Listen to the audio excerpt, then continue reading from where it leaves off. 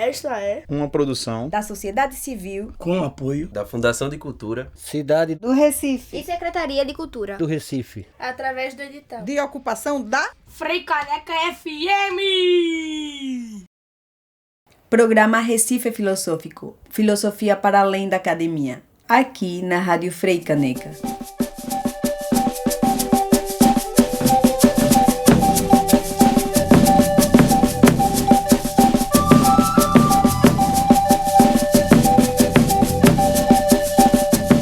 E aí, pessoas, tá estreando na Rádio Freicaneca FM, seu mais novo podcast filosófico favorito.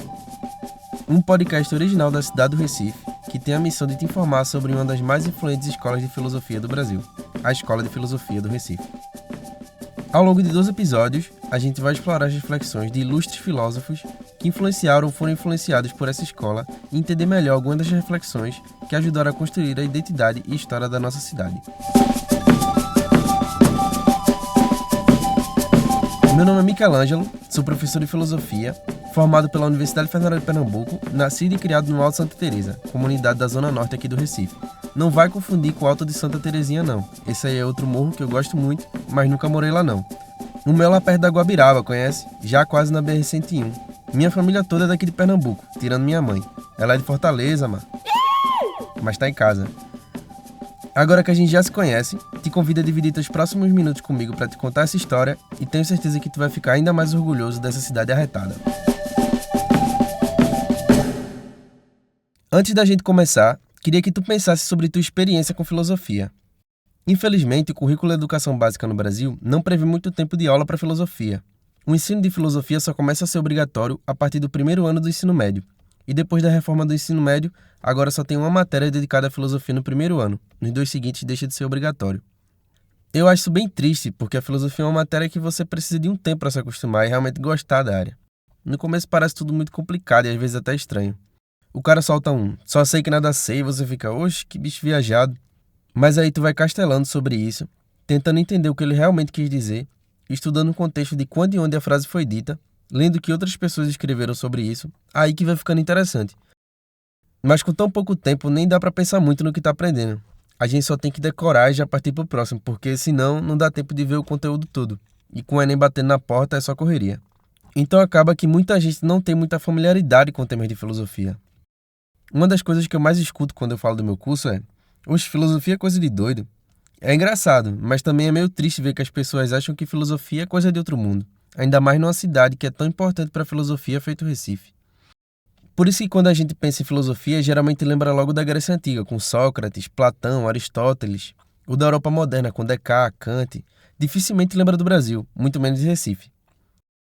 Mas te digo que já teve muito filósofo importante aqui na nossa cidade, e esse legado foi repassado para grandes pensadores que ainda hoje mantêm a filosofia viva e forte por aqui no Brasil todo. E aposto que tu não sabia que Recife foi tão importante para a história da filosofia no Brasil. Tem muita matéria difícil na escola. Todo mundo passa raiva com pelo menos alguma. Mas quando a gente conhece melhor, nenhuma parece coisa de outro mundo, né não? Então bora dar essa chance pra filosofia? Te garanto que não vai se arrepender.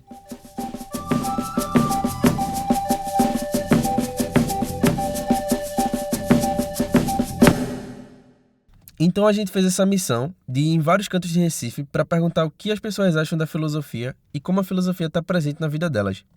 Queria saber se a galera tá ligada que Recife é muito importante para o desenvolvimento da filosofia no Brasil. Bora ver o que as pessoas disseram?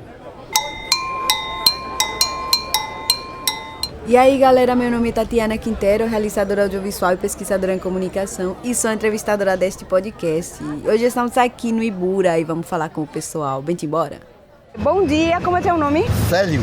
Seu Célio, o que é o primeiro que vem na sua cabeça quando você escuta falar a palavra filosofia? Filosofia. Rapaz, ver assim é educação, estudo, né? Agora eu não sei. Não vem nada. A filosofia é o estudo do conhecimento, da sabedoria. Eu penso sobre ideias diferentes, fora da caixinha. Histórias antigas. Filosofia é quando a pessoa estuda os filósofos lá, né? Sei te dizer. Não tem nada. Filosofia é Platão. Que filósofos você conhece ou já escutou, vem na sua cabeça? Eu não me lembro agora, mas assim, eu já li alguns livros de filosofia, talvez Platão, Aristóteles. Conheço um Fernando Henrique Cardoso. Eu não estudo sobre filosofia, mas lembro de alguns que é Platão, Aristóteles, acho que alguns da Grécia Antiga, né? Acho que os que eu ouço falar. Platão, Aristóteles, até Santo Agostinho também era um. Eu estava estudando Sócrates, aí Parmênides. É o que vem na minha cabeça, esses dois.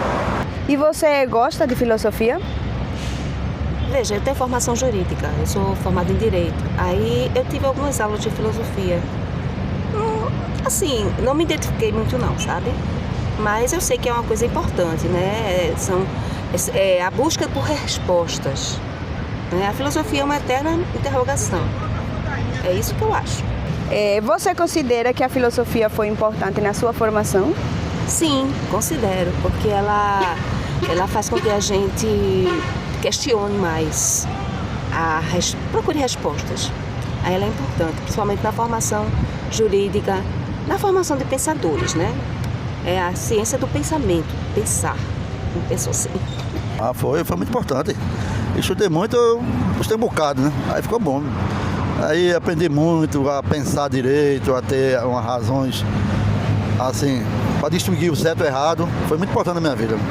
Onde você acha que você teve o maior contato com filosofia? Na escola, na rua, em qual ambiente? Na escola, eu estava fazendo o ensino médio.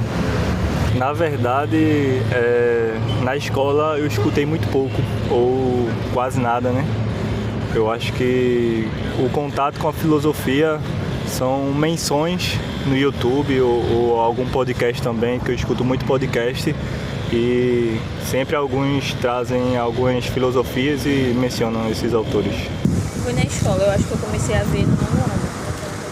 Eu era de escola privada, né? Eu estudei o fundamental em escola privada. Então eu acho que chega mais cedo pra gente, assim, que estuda na escola privada. As pessoas de escola pública do fundamental, eu acho que não tem tanto contato. Vem ter contato, eu acho que quando começa o ensino médio. Então, querendo ou não, tem uma diferença aí, né? Não, porque os pirras do 6º ano, do 9º, não tem filosofia, só do 1º para o 3º ano que tem isso. Tem que muita pouca aula de filosofia, é só uma aula. Aí o professor quase dá nada. É isso. Eu lembro de ter estudado na escola, mas não era uma área específica que puxava mais não, na área não. Você sabia que Recife foi ou é um polo muito importante da filosofia no Brasil? Não sabia. Estou sabendo agora. Não sabia não. Sim, eu tenho conhecimento disso porque o Recife foi também um polo muito importante para a área jurídica. E a maioria dos juristas tem essa busca filosófica, essa formação filosófica. Por isso que eu acho que a filosofia é muito importante para... Surgiu aqui, né, também. O Recife, respondendo a pergunta, Recife é um polo muito importante da filosofia. E você conhece algum filósofo brasileiro? Sim, muito famoso, chamado Tobias Barreto. E de uma forma geral, você acha que a filosofia consegue chegar à população de uma forma simples, de uma forma entendível? Eu acho que teria que fazer algumas adaptações, porque a linguagem utilizada é uma linguagem muito rebuscada. Aí eu acho que se fizesse algumas atualizações para falar a linguagem mais popular, eu acho que seria interessante. Precisa de muita coisa para chegar. Muita gente nem conhece. Muita gente não conhece nem o que é isso. Vai perguntando aí, ninguém sabe não. Se o cara não tiver um conhecimento base de estudo, não sabe nem o que é isso. Aí tem que chegar perto da população mais carente e mais sem conhecimento básico, né? Eu acho que não. Pra gente é mais complicado como é trazido, principalmente no ensino médio, como é trazido os pensamentos de cada filósofo, do que uma forma mais descomplicada para você entender de fato o que aquilo é passado para a gente. Então, eu acho que a forma como é transmitida o conhecimento para os alunos é mais complicado, se torna mais complicado. E isso dá uma evasão também do conteúdo, de não entender por que tem filosofia no ensino médio, por que tem filosofia na faculdade. Eu acho que isso é mais complicado ainda. Eu acho que como ela chega de uma forma mais pomposa, uma forma menos acessível. Então eu acho que poderia trazer de uma outra forma a filosofia para as classes mais baixas também. Você acha que dentro do que você consome, audiovisual, filme, podcast, você consome filosofia? Tem filosofia no meio disso? Geralmente não, muito não, filosofia não. Nos filmes que eu assisto, série não. Filosofia está em tudo, pô. Tudo que você pensa, direto ou indiretamente, está em tudo no seu dia a dia, na sua vida. Sim, em muitos lugares que eu costumo consumir esses conteúdos tem. O exemplo deles é o Rodrigo Silva, que ele é arqueólogo, ele é filósofo, ele fez filosofia, né? Então ele traz muito disso e eu acompanho ele. E se tivesse um podcast que descomplicasse a filosofia, você escutaria? Escutaria. Sim. Com certeza. Sim, com certeza. Agora a gente vai encerrar esse bloco para fazer uma pequena pausa e logo mais a gente volta para comentar um pouco sobre a percepção que a gente teve do que as pessoas consideram que é a filosofia na vida delas a partir dos comentários que a gente obteve com essas entrevistas. Fica por aí que é coisa bem rápida, logo mais a gente volta.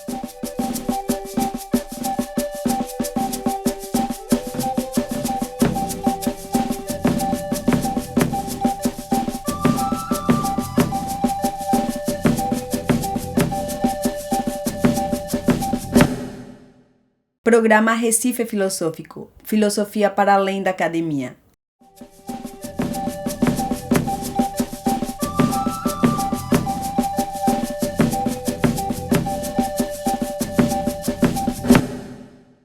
Tá vendo tu? A turma acha que a filosofia é coisa de longe, coisa antiga. Mas a missão da gente é te mostrar que isso é a ideia errada. A filosofia tá perto e tá presente. Tu mora numa cidade que acolheu a filosofia do jeito que só recifense sabe acolher e deu a cara da gente pra ela. Não esquece que Recife é o berço da filosofia no Brasil e capaz que nem tivesse filosofia por aqui se não fosse a gente. Diga aí. Ainda vem os tabacudos dizer que o Nordeste é atrasado. Vê só que bocado abestalhado. Dá pra ver a filosofia de Recife de muito jeito. Dá pra ver na sala de aula quando o professor de filosofia entra na classe. Às vezes dá pra ver na aula de história, de sociologia ou até mesmo de matemática, biologia, química e por aí vai. Dá pra ver quando o aluno faz uma pergunta ao professor que deixa ele castelando. Comigo acontece direto. Dá pra ver naquele livro complicado da faculdade que nem quem escreveu entende, ou na letra daquele brega que pega na tua alma e te deixa choroso.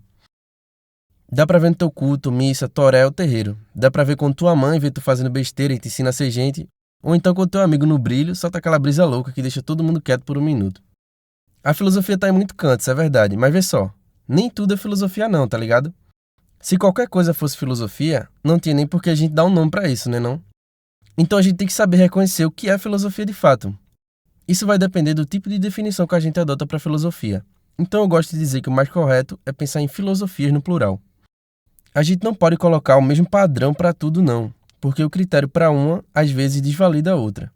Mas também não quer dizer que todo critério é válido, tá ligado? A filosofia que a gente vai tratar aqui é a filosofia canônica, porque é a filosofia hegemônica e a gente tem que começar por ela, tá ligado? Porque até se a gente quiser criticar ela, tem que conhecer, né não? Tem um negócio que a gente aprende logo cedo no curso de filosofia. Tu vai estudar muito mais quem tu não gosta do que quem tu gosta, principalmente se tu quiser ter uma abordagem crítica sobre aquele tema. Mas o que danado é canônico e hegemônico? Tá ligado os filmes da Marvel? Tu lembra quando começou com esse negócio de multiverso? Era uma bagunça da bexiga. Um monte de herói, às vezes tinha repetido que não era o mesmo. Às vezes alguém morria, mas não contava porque foi em outro universo. E se a gente perdesse um filme, aí já era, não entendia mais nada. Pois então, isso daí é coisa antiga dos quadrinhos. Às vezes as editoras queriam fazer alguma coisa pra chamar a atenção, tipo matar um personagem importante. Aí metiam lá na capa da edição, a morte de fulano. Isso subia muito a venda dos quadrinhos, principalmente se ele tivesse em baixa. Mas claro que a editora não queria perder aquele personagem, né? Então eles diziam que aquilo era uma história à parte, que aconteceu em algum universo paralelo, ou que era uma versão alternativa do personagem. Ou seja, aquele personagem que o pessoal gosta e tá acostumado a acompanhar, tá de boinha e vai seguir lançando quadrinho com ele. A frase morreu, mas passa bem nunca fez tanto sentido. Mas então, essas histórias paralelas, a editora diz que não são canônicas, ou seja, canônico é só a linha da história principal. É meio essa a ideia aqui. A filosofia canônica é essa da dita história principal da filosofia. É ela que a gente estuda na escola, que é a maior parte do curso de filosofia na universidade. São todos aqueles nomes que a gente já ouviu falar em algum momento quando se fala de filosofia. Aristóteles, Platão, Descartes, Kant, Hegel, essa galera toda aí. E hegemônico é o que tem o domínio do discurso, que tem mais espaço e mais influência. Agora, se eu te perguntar, o que esses caras aí que eu citei têm em comum, o que tu diria? Não sei. Pensam muito. Diretamente eu não saberia dizer o que eles possuem em comum. Em comum, eu acho que eu iria para uma certa questão de materialidade, assim. O idealismo, a cultura, a forma de pensar. Todos eles vão partir de, olha, o mundo é dado dessa maneira para fazer a análise. Quer dizer, os gregos nem tanto, né? Uma análise um pouco mais diferente, mas era outra visão de mundo também, né? Eu não sei, essa daí eu não sei responder não.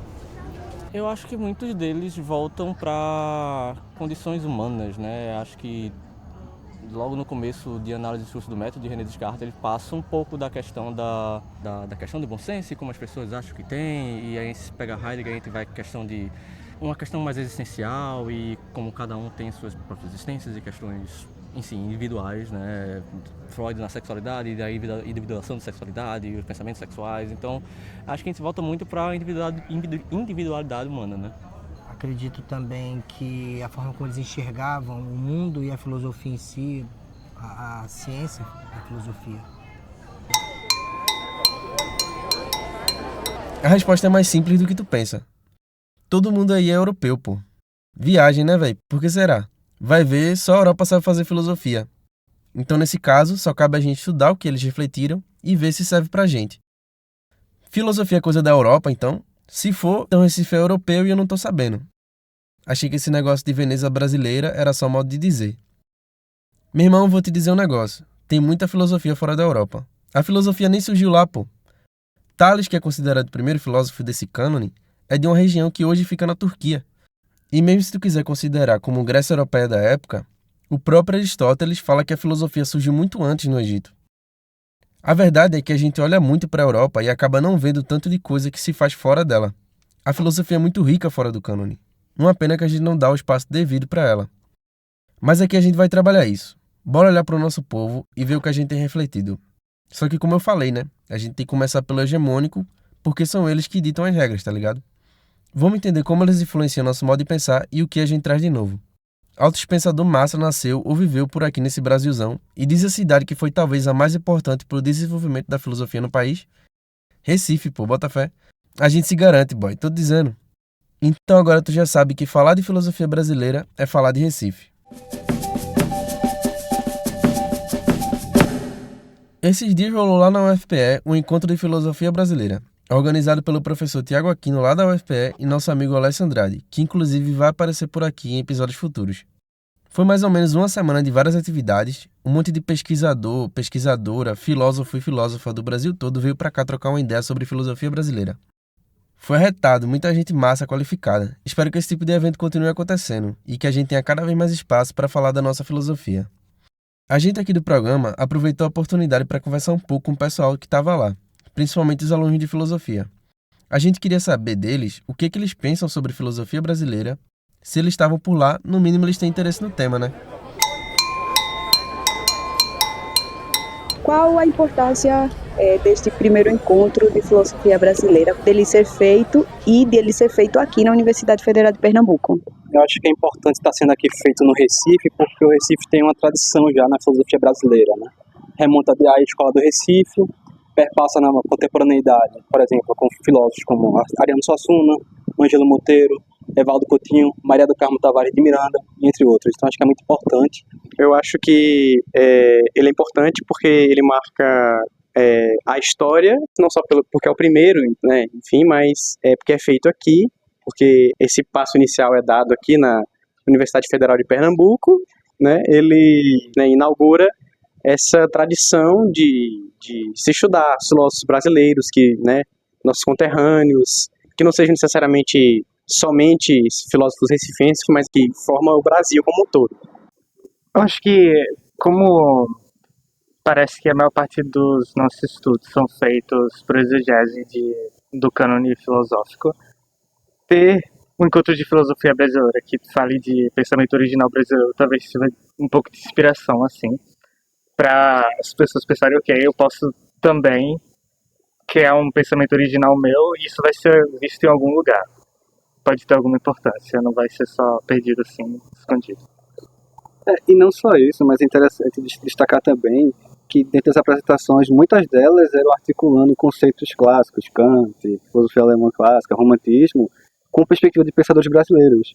Isso é interessante, porque filosofia brasileira não é somente autores que são brasileiros que não têm nenhum contato com o cânone filosófico exterior, eurocêntrico e tal, mas é a recepção. A gente tem perspectivas que são únicas, tem perspectivas kantianas, principalmente aqui na FPE, heideggerianas e wittgensteinianas, que são muito únicas aqui do Brasil, que são somente trabalhadas aqui, e da filosofia brasileira também.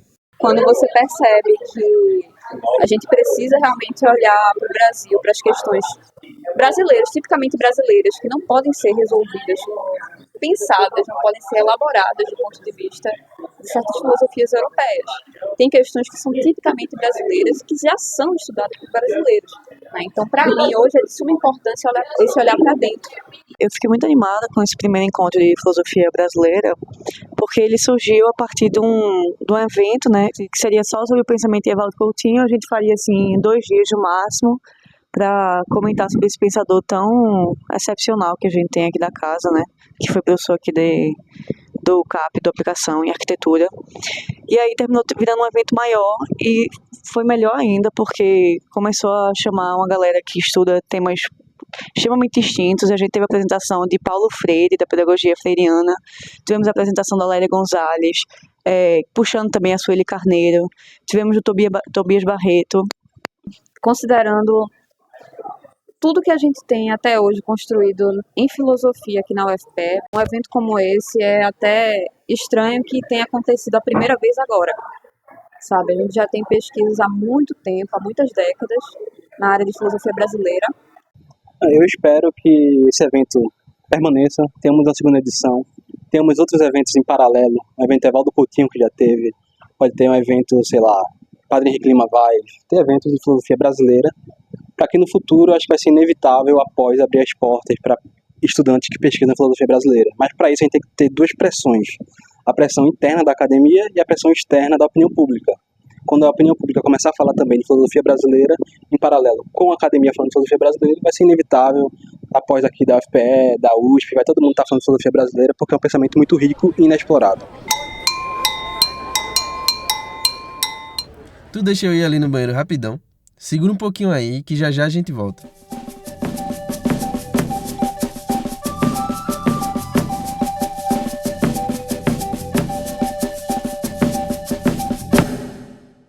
Programa Recife Filosófico. Filosofia para além da academia.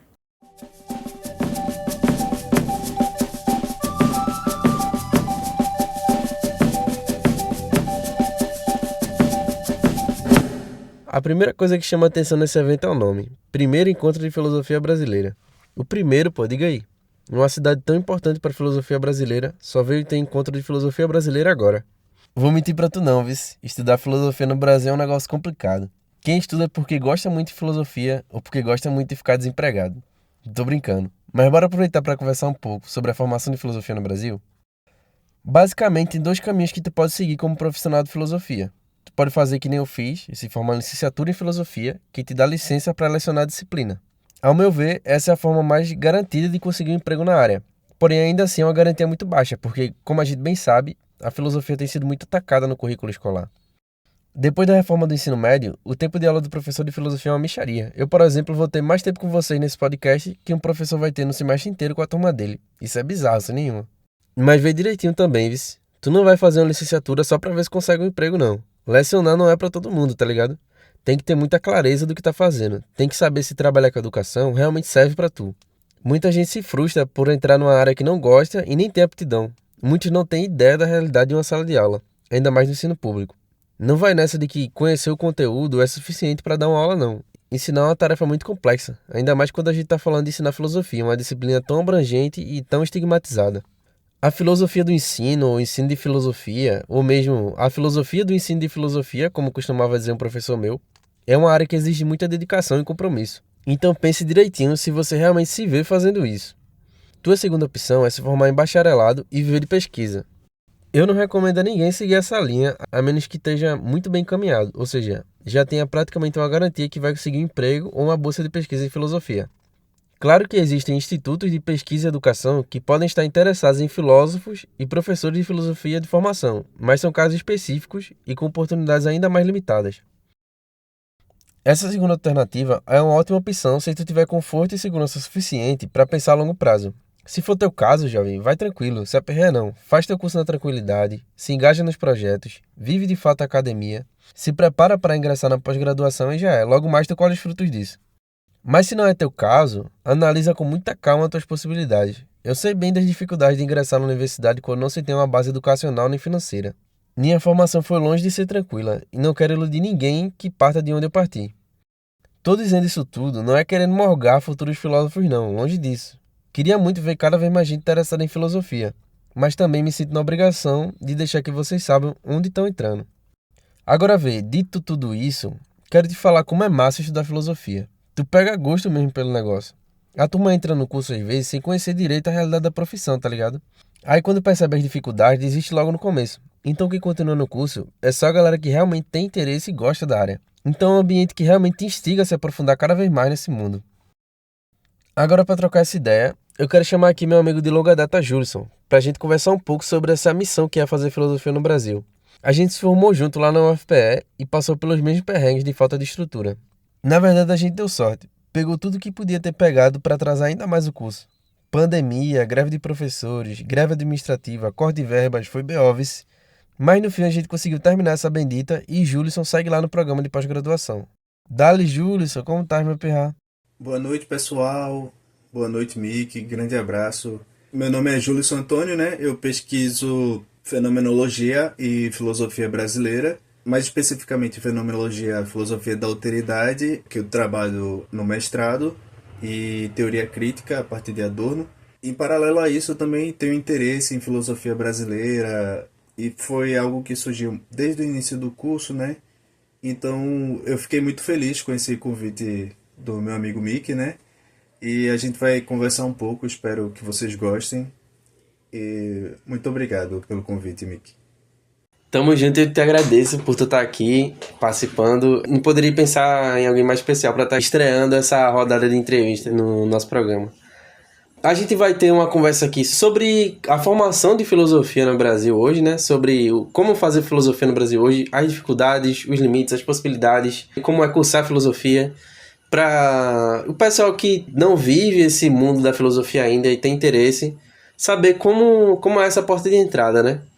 Então, esse primeiro momento a gente vai conversar um pouco sobre a formação e também a gente vai conversar sobre as possibilidades de se fazer filosofia no Brasil hoje. E como é para esse aspirante a estudante de filosofia dar essa informação para a família, né? Como é esse processo aí? É um pouco traumático às vezes, porque as famílias querem que a gente faça algum curso para ganhar dinheiro. E, comicamente, filosofia não é um curso que tem muitas vagas de emprego, né? Então, muita gente não apoia. Geralmente, o conselho dos familiares é tipo, vai primeiro fazer alguma coisa para se manter e depois você vai fazer só por hobby, né? E tipo, na nossa turma, existiam pessoas que, tipo, já tinham feito outras formações e no final da vida, né, assim, tipo, já depois de alguns anos fazendo outras coisas, voltaram, né, para fazer filosofia, porque encontram na filosofia, né, algum sentido maior, talvez, né, mas, assim, quiseram primeiro, ouviram, né, os pais, vá fazer outras coisas.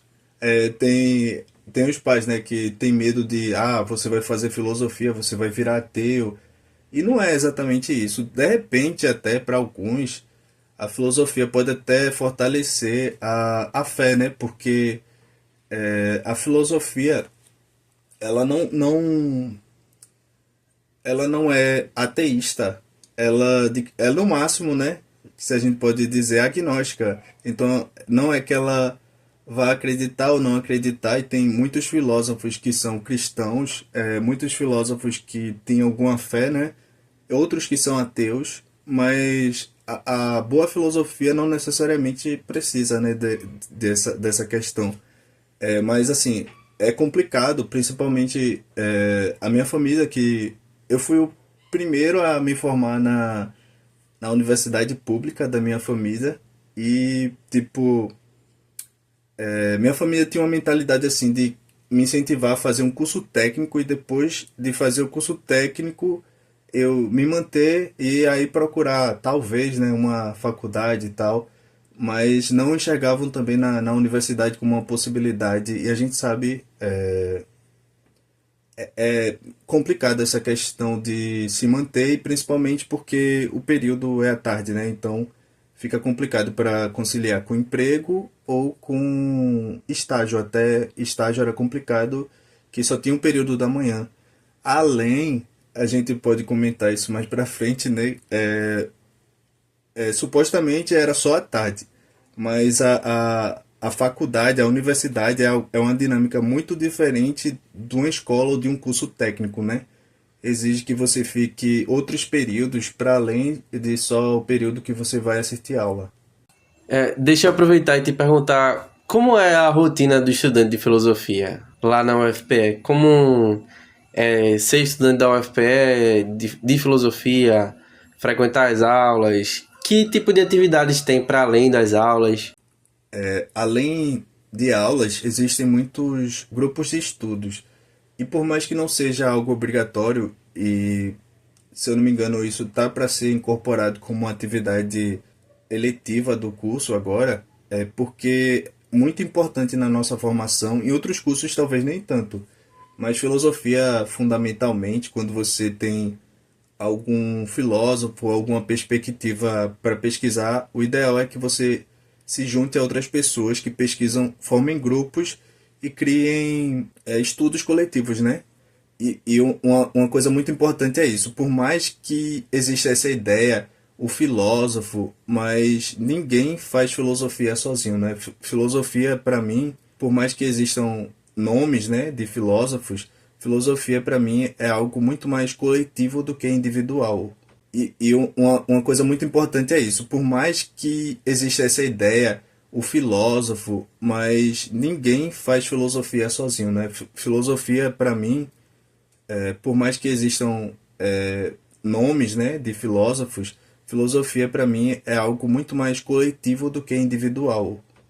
Não é algo que você possa fazer sozinho, né? O desenvolvimento, eu atribuo, né, muito do meu aprendizado, desenvolvimento, a estar perto, né, de amigos, de colegas, de poder dividir o tempo, algo muito legal sobre essa questão de a universidade pública, né? A universidade pública, ela fornece muito mais do que simplesmente o espaço da aula. Todo um ambiente cultural rico que você troca, conhece várias pessoas, conhece pessoas de outros países, de outros estados, e você é impactado principalmente por diversas perspectivas, né? Tanto mais conservadoras, mas também outras perspectivas mais abrangentes, né? Progressistas. Então o espaço da universidade é muito rico. Além dos grupos de estudo, existem atividades de pesquisa, né? Então, hoje em dia, a filosofia ela funciona muito de forma semelhante à pesquisa científica, né? Então, pesquisadores desenvolvem seus estudos sobre determinado tema, eles constroem artigos e publicam em revistas. Essas revistas vão ser analisadas pelos pares, né? E de forma muito semelhante em outras áreas. E é um trabalho, eu vou voltar a dizer isso, né? Coletivo, né? Então, não basta uma pessoa dizer, isso, eu vou ser agora um filósofo sozinho, mas é necessário também um reconhecimento dos seus pares, é necessário você adentrar, né? E o que torna isso muito fácil é justamente esses grupos de trabalho, os grupos de estudo, que vão nos aproximar, né, de um conhecimento mais holístico. Ao assistir palestras, dando dica, né, já entrando nas dicas que eu posso dar sobre como entrar, né, eu acho que acompanhar apresentações acadêmicas, você vai começar a se inteirar da metodologia, da lógica como aquilo funciona, né? Mas você pode procurar manuais de leitura, fazer fichamentos, tentar extrair, né, o que aquele texto quer dizer. A diferença de alguns textos literários, que alguns textos literários podem ser até filosóficos também, né? Mas geralmente um texto qualquer e um texto filosófico, o texto filosófico muitas vezes você precisa ler ele 2, 3 vezes, e isso vai muito do método, né, que você lida com aquilo. Não basta só você ler, reler. Muitas vezes você vai ter que ler mais vezes do que se você tentar ler e fichar, separar. Tem vários métodos que você pode utilizar, né, para lidar com os textos.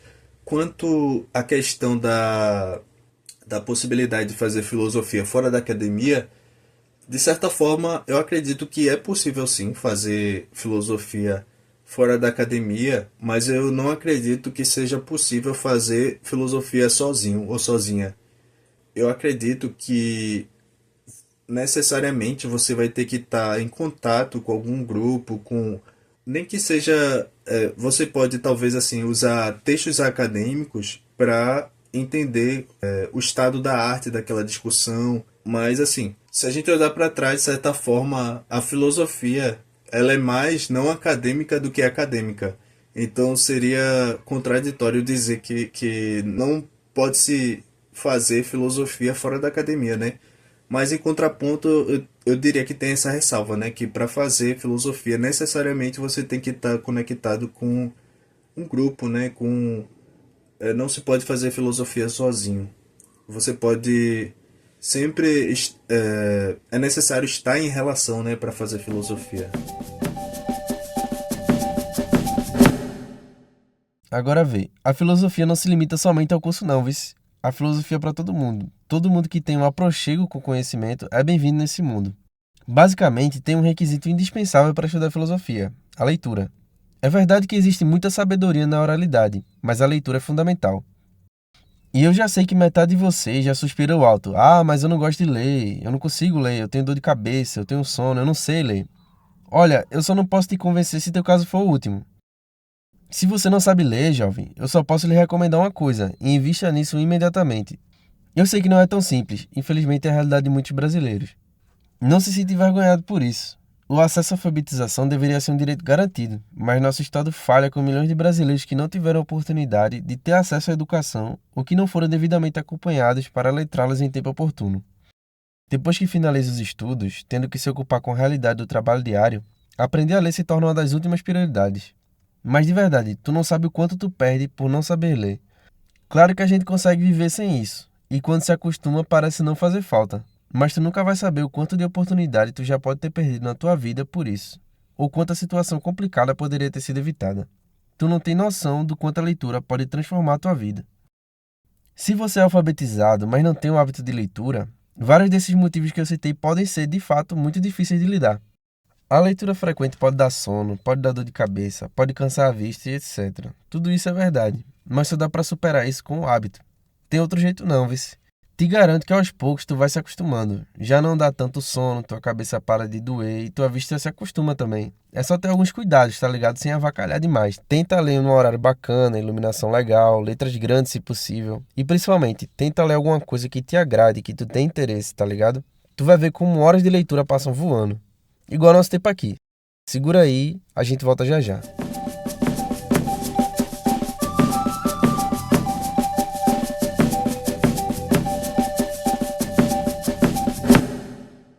Programa Recife Filosófico. Filosofia para além da academia.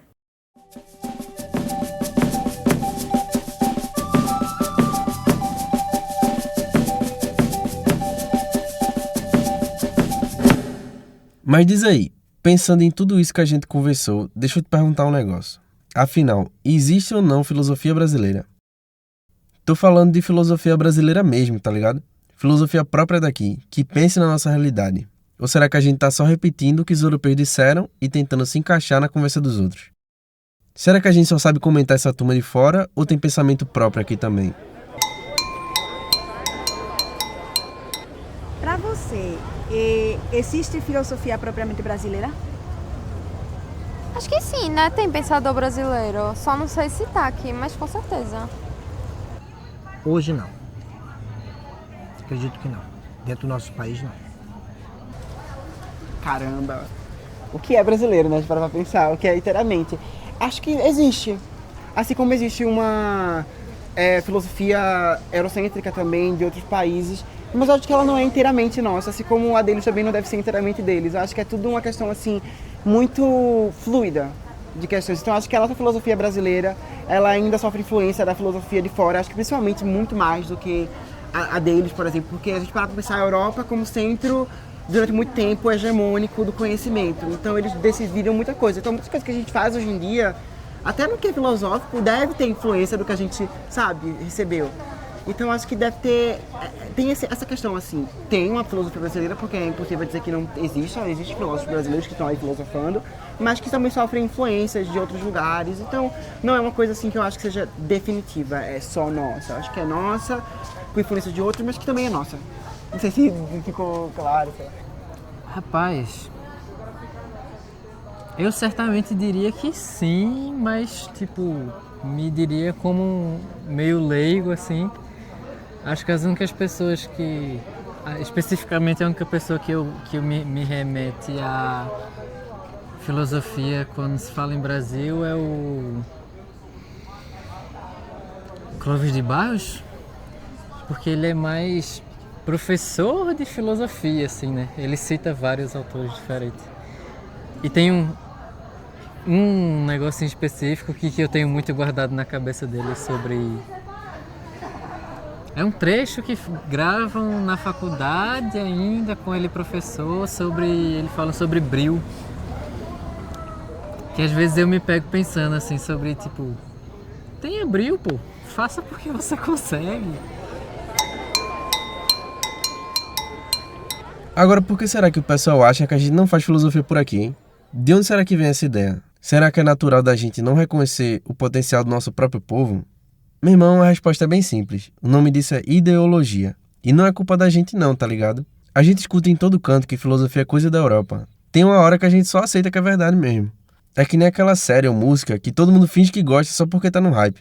Esse discurso é fabricado e já vem embaladinho pra gente só consumir sem nem pensar direito. Quer ver um exemplo massa? Quem gosta de futebol viu que foi a Copa do Mundo de Clubes. A gente sempre achou que brasileiro não tinha nenhuma condição de competir com o europeu.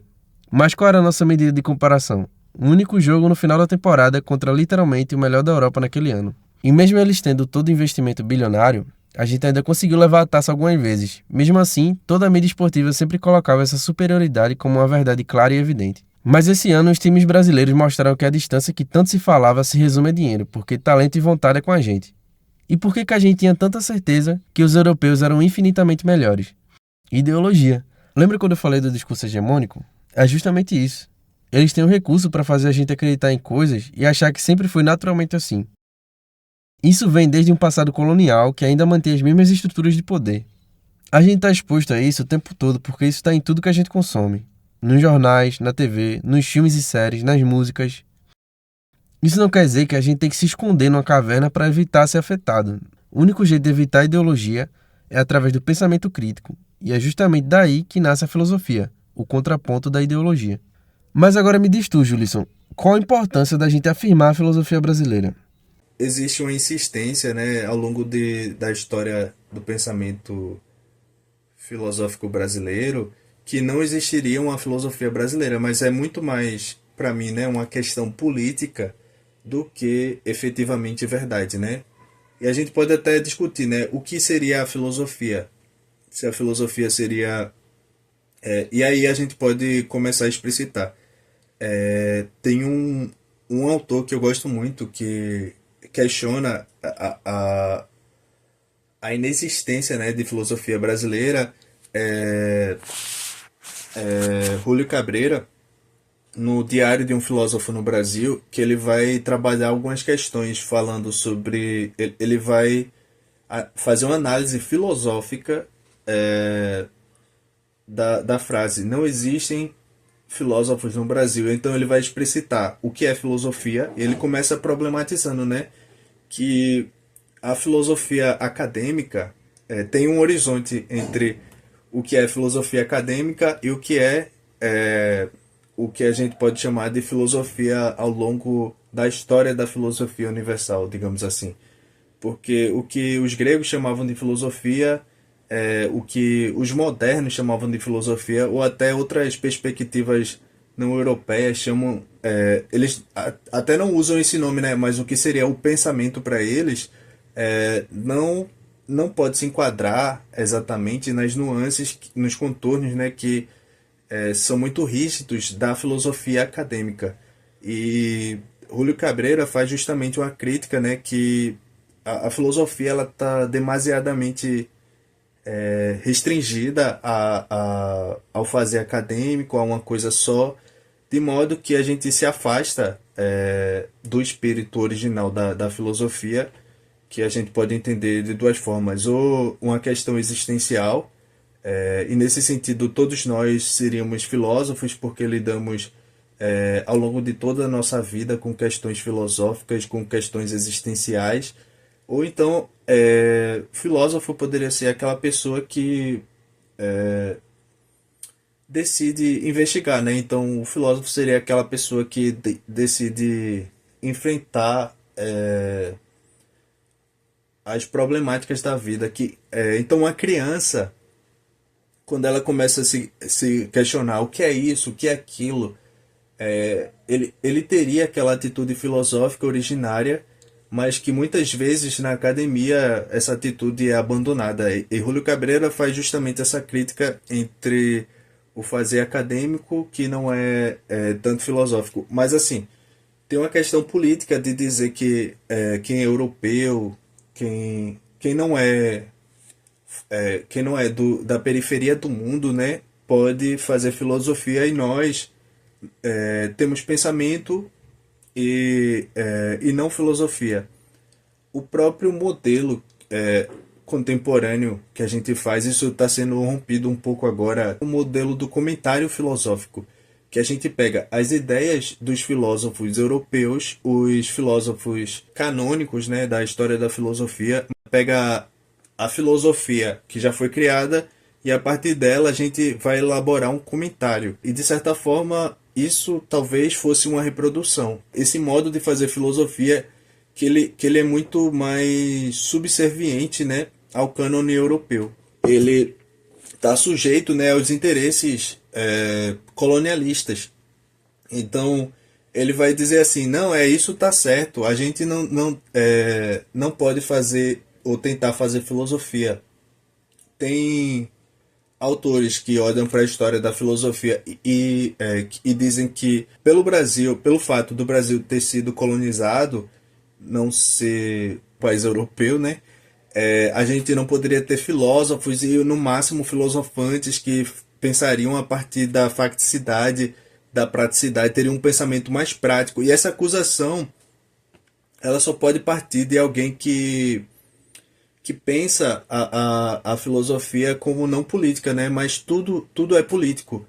E eles não entendem a diferença de ser político, o caráter político, de não ser contra o status quo. Então a diferença, tudo é político. A diferença é que algumas filosofias, de certa forma, elas são contra o status quo, elas são contestadoras, elas são progressistas, e outras elas são coniventes com as coisas que foram desenvolvidas. Então, alguma filosofia foi desenvolvida e ela não tinha nada contra a escravidão. Por exemplo, a gente pode pensar em John Locke. Ele não via problema, apesar da filosofia dele parecer ver problema, ele não via problema na escravidão. Ele até se beneficiava disso, né? Então, e é engraçado que John Locke é também um dos autores da filosofia política, né? Mas ninguém acusa ele de fazer uma filosofia sem política. Então toda filosofia, todo pensamento, ele pressupõe um posicionamento político. E se parece que não existe política naquele pensamento, é porque aquele pensamento ele está sendo conivente com o status quo. Ele está contribuindo para a perpetuação desse pensamento atual, né? Mas eu queria dizer que o principal motivo de afirmar, né, da gente precisar afirmar a filosofia brasileira é uma dimensão política, para combater o colonialismo, que diz que não pode haver filosofia brasileira, para combater essa ideologia, né, que a gente não pode desenvolver o próprio pensamento, e o pensamento é importante pois ele fundamenta o fazer político, né? Ele fundamenta as mudanças socio-históricas, né? Ele de alguma forma está conectado às mudanças sociais, aos projetos políticos. Não é à toa que durante a ditadura eles censuraram, né, a filosofia. A filosofia foi substituída por moral e cívica, e alguns pensadores, além de artistas, alguns pensadores, alguns filósofos como Paulo Freire e Álvaro Vieira Pinto foram expulsos do Brasil, né? Viveram em exílio por causa da ditadura militar. Valeu demais, Julisson, meu mano, tu é brabo, vice. Brigadão por compartilhar tuas ideias com a gente e mostrar que filosofia não é só coisa de europeu e livro velho, não. É também de vivência, de rua e de Recife. A casa é tua, vice. Se quiser voltar é só chegar, tamo junto. Eu posso dizer assim, não, venham para eventos que são organizados pelo Departamento de Filosofia da UFPE e conheçam um pouco, né, do trabalho que está sendo desenvolvido. E é muito interessante, então fico muito feliz e parabenizo ao colega Michelangelo, né, que está desenvolvendo esse projeto de podcast, que eu acho fantástico. E eu queria convidar, né, a conhecer a filosofia, a conhecer os espaços que são muito ricos, esses espaços de convivência, de troca, que eles transcendem qualquer... tudo que eu poderia descrever aqui, eu diria que o espaço da universidade é mais que isso. Às vezes ele é opressivo, né? Mas ele também pode ser muito acolhedor e receptivo. Então, eu diria, quem está pensando em fazer filosofia, para estudar possibilidades e, de repente, dependendo da sua situação, você pode procurar uma bolsa de auxílio, né? A permanência. E tem outros tipos de bolsa, como de residência, de pesquisa, e ao longo do ano vão aparecendo outras bolsas, existem outras possibilidades. A gente teve uma determinada experiência, ela não foi perfeita, mas de certa forma foi muito rica, e quem quiser viver ela, eu diria que ela é uma experiência fantástica. Então, parabenizar novamente Michelangelo, né, por esse projeto fantástico e agradecer pela oportunidade. Eu fico feliz de poder ter sido a primeira pessoa, e eu espero que esse programa tenha muitos e muitos outros encontros, né? Então, parabéns e muito obrigado, pessoal. Até mais. É isso, pessoas. A gente já conversou um tanto. Agora eu vou ter que chegar. E aí, gostasse? Quem não gostou é um cuscuz paulista, digo logo. Infelizmente, nosso tempo aqui é curtinho mesmo, mas é um tempo de qualidade, tá ligado? A gente tenta aproveitar da melhor forma, para que tu saia daqui um tantinho mais sabido do que quando entrou. Agradeço muito a atenção de todo mundo. Foi muito massa trocar essa ideia filosófica com vocês, desse jeitinho descontraído, sem arrodear muito, sempre tentando deixar a filosofia mais popular, porque o lugar dela é com o povo, mesmo que às vezes não pareça. Nossa missão é que vocês gostem de filosofia tanto quanto a gente gosta, que não é pouco não. Espero que tenha sido tão gratificante para vocês quanto foi pra gente. Esse é só o nosso primeiro encontro. A gente tem mais 11 previstos. Toda semana um episódio novo, nesse mesmo dia, nesse mesmo horário. Muito tema bacana para tratar e muita gente massa para conversar. Pesquisadores, filósofos, filósofas, professores, professoras. E nosso principal convidado, vocês. A melhor parte é ir pra rua, saber o que vocês pensam sobre filosofia, sobre como ela está presente na vida de vocês e a importância dela. A gente vai desmistificar muita coisa ainda. A filosofia não é esse bicho que vocês acham, não. É um mundo de saberes e conhecimentos que eu tenho certeza que vai mudar a vida de vocês. E aí, se garante essa chance para a filosofia e ainda aproveitar para conhecer melhor a história da tua cidade? Apoie, vem embora que nosso podcast está arretado. Já segue a gente lá no Instagram, na moral? Nunca te pedi nada? @podcast Recife Filosófico. A gente vai interagindo por lá, atualizando vocês e tal. Recomenda para geral também.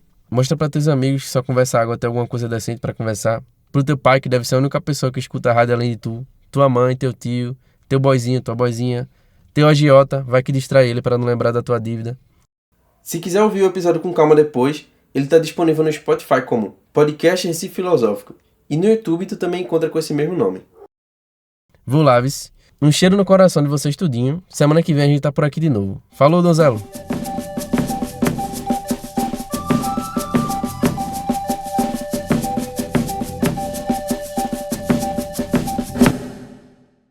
Direção e roteiro, Michelangelo Souza da Costa. Codireção e produção, Tatiana Quinteiro. Captação de som, Márcia Rezende. Montagem e finalização, Marcos Haas. Trilha sonora, Experimentos do Bac. Na direção de Mirte da Flauta e Sintra. Freicaneca FM. Toca cultura, toca Recife, toca você. Esta é uma produção da sociedade civil com apoio da Fundação de Cultura Cidade do Recife e Secretaria de Cultura do Recife, através do edital de ocupação da Freicaneca FM.